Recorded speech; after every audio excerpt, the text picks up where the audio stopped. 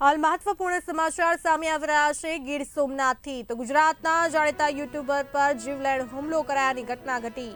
સૂત્રાપાડાના YouTuber royal રાજા ઉર્ફે દિનેશ સોલંકી પર હુમલો થયો। ઘંટિયા ફાટક પાસે યુટ્યુબરોની બબાલ થઈ હતી। 10 થી વધુ શખ્સોએ દિનેશ સોલંકીનું અપહરણ કરીને ઢોરમાર માર્યો હતો। હુમલામાં યુટ્યુબર રોયલ રાજાને ઇજાઓ પહોંચી છે। ઇજાગ્રસ્ત યુટ્યુબરને વેરાવળ સિવિલ હોસ્પિટલ ખાતે ખસેડવામાં આવ્યો છે।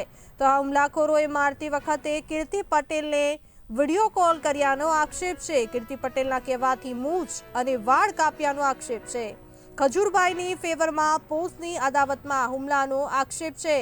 પોલીસે ફરિયાદ નોંધી વધુ તપાસ હાથ ધરી છે।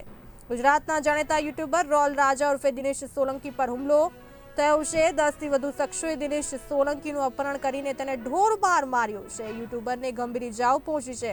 આ અંતર્ગત વાત કરવામાં આવે તો હુમલાખોરોએ મારતી વખતે કીર્તિ પટેલને વિડીયો કોલ કર્યાના આક્ષેપ છે। સાથે કીર્તિ પટેલના કહેવાથી મૂછ અને વાળ કાપ્યાનો પણ આક્ષેપ છે અને ખજૂરભાઈની ફેવરમાં પોસ્ટની અદાવતમાં હુમલાનો આક્ષેપ છે।